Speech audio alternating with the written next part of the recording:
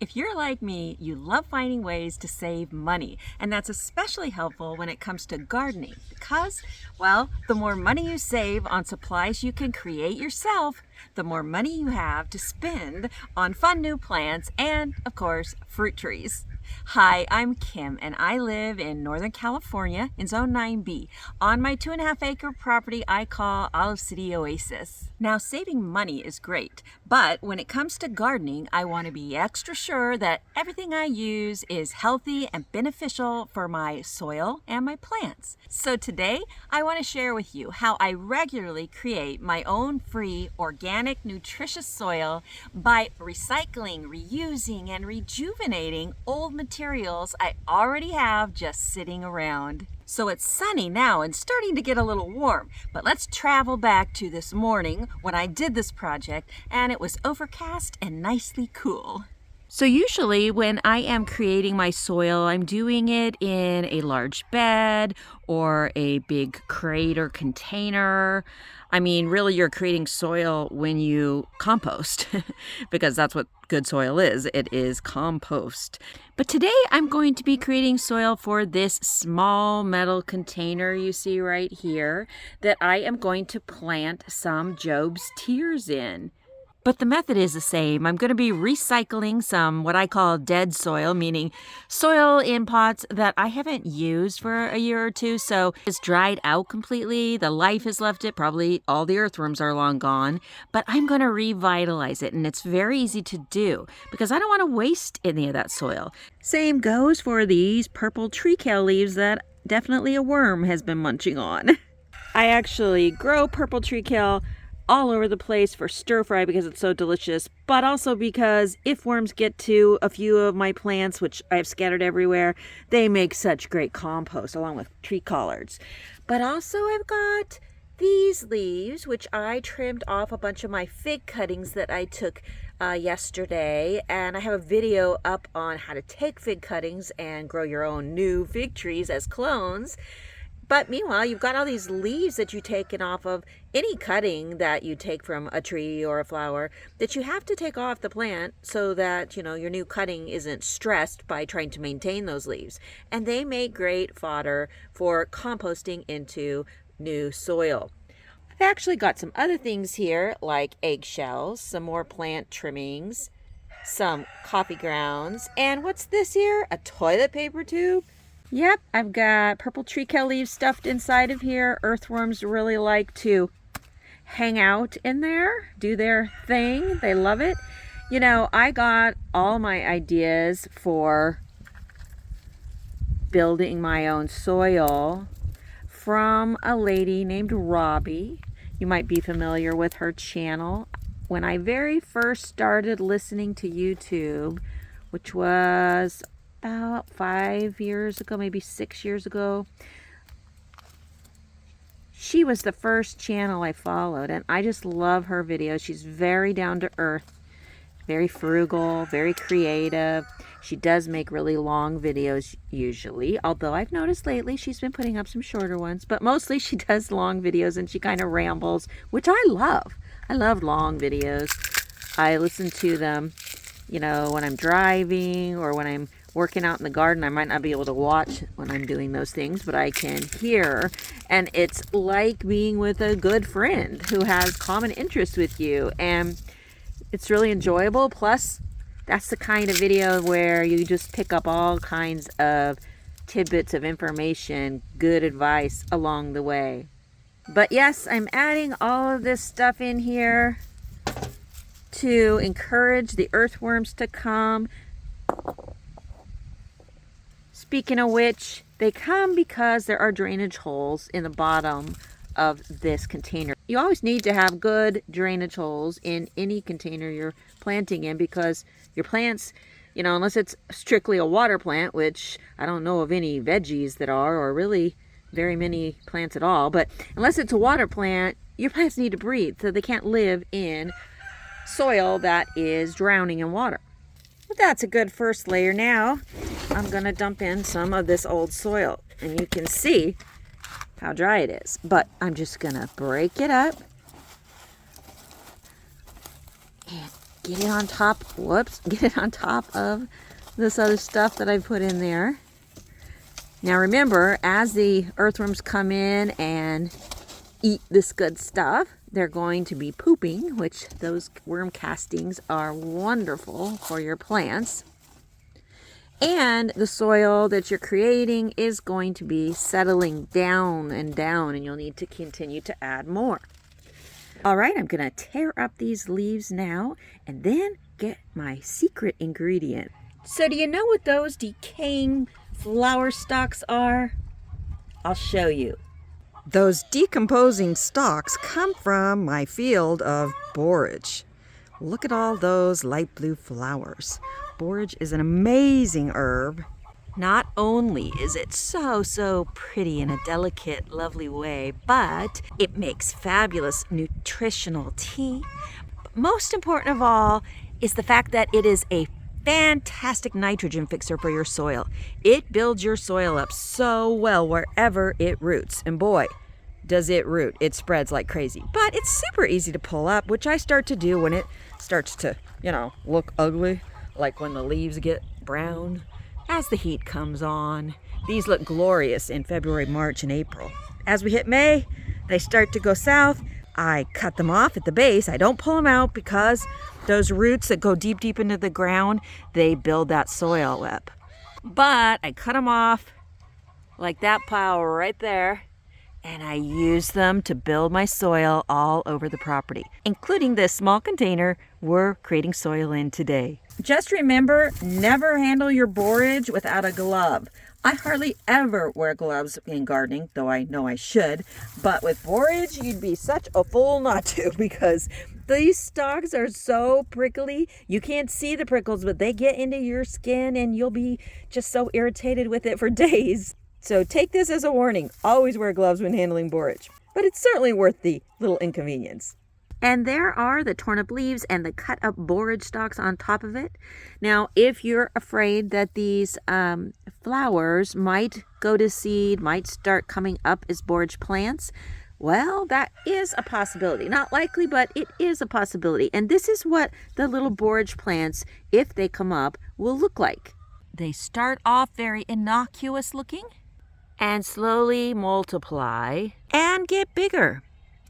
And while they are an attractive looking little plant, you don't want to let them get much bigger than this, because they become a huge plant and will more than take over any container that they're in. Now, can you transplant them when they come up? Yes, but you need to do it very early, not when they're even this size, but when they're really small. That's because borage have a super deep taproot and they don't like to be disturbed or transplanted once that taproot's gotten pretty big. So if you want to know more about borage, I do have a video on it that I did a couple years ago, and I'll link to that here above and at the end of this video.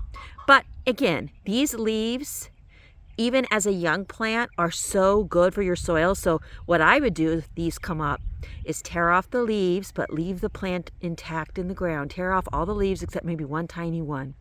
And then just shove them down into the soil to feed the worms. Just rebuild your soil as you go. Now, one more thing I'm going to add to this container before I add a little more dead soil is this here. And what is this? No, it's not dried up cat poop. I know it kind of looks like that. But actually, these were large alfalfa pellets I bought by mistake once for my sheep. They eat alfalfa pellets, but they eat much smaller ones. These are for horses, actually. So that bag of these has sat there next to my chicken coop for several years. A large bag it was. And slowly it has decomposed. And alfalfa is super nutritional for your soil. So again, I'm not going to waste anything. I'm going to recycle. And I'm going to sprinkle this in here. Now, if you have some rotted chicken manure, you could add some of that here. But make sure it has broken down. You don't want to add fresh, or that will burn your plants. Sheep manure is something you can add fresh because it does not burn plants for some reason I'm really not sure of.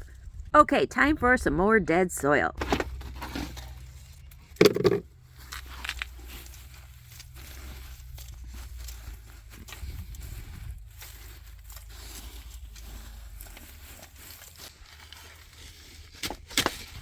This one doesn't want to come out. That's looking pretty full. We're gonna wet this down super thoroughly and see what it looks like at that point.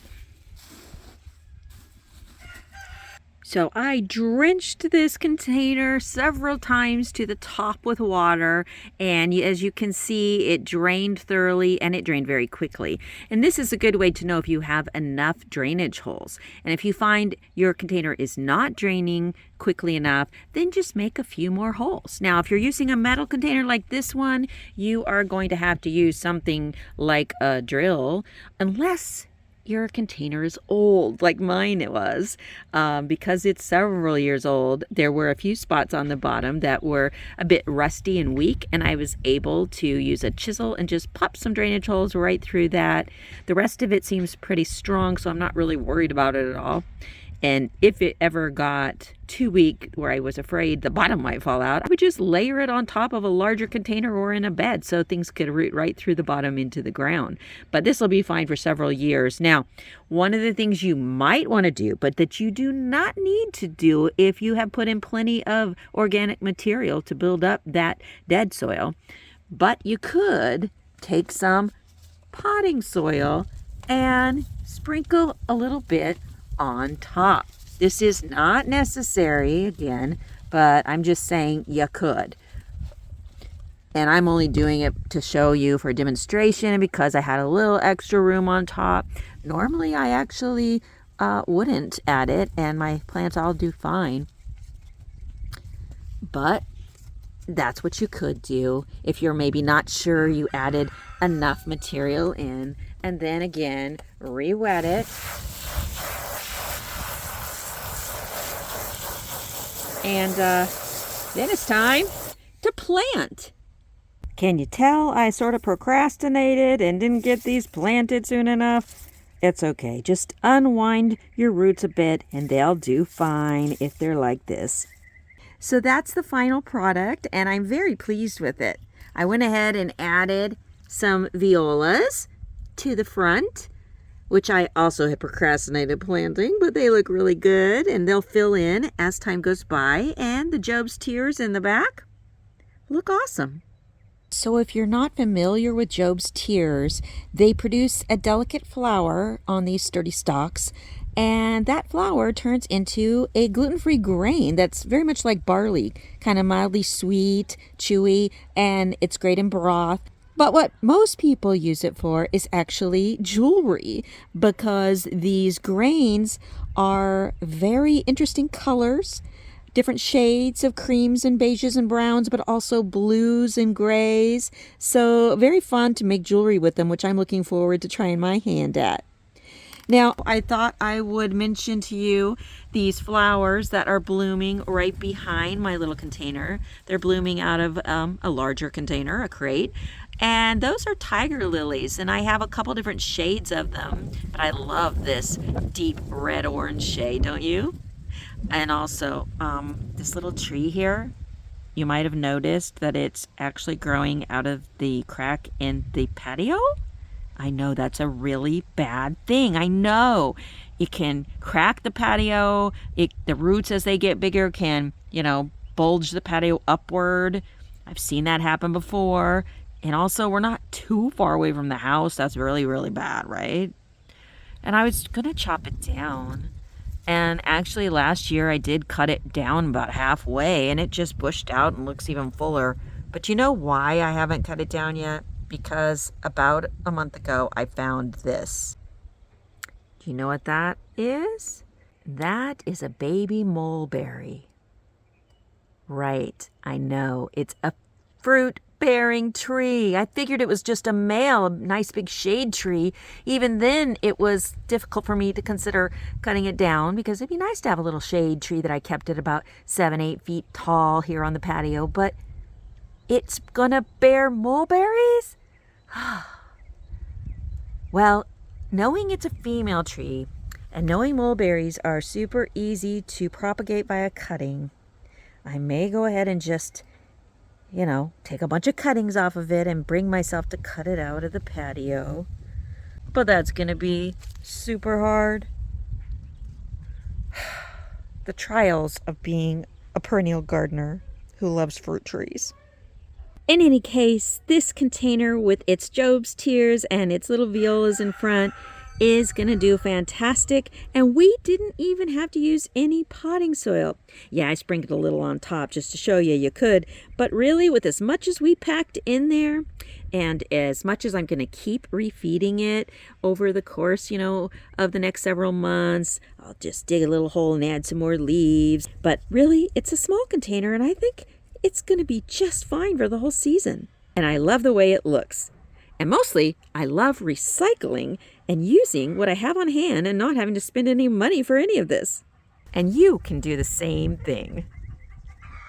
If you want to learn more about the wonderful plant borage and all it can do for you and your garden, then watch the video on the left. And if you want to know more about propagating and transplanting trees like figs and mulberries from cuttings, then click on the video on the right. Happy gardening!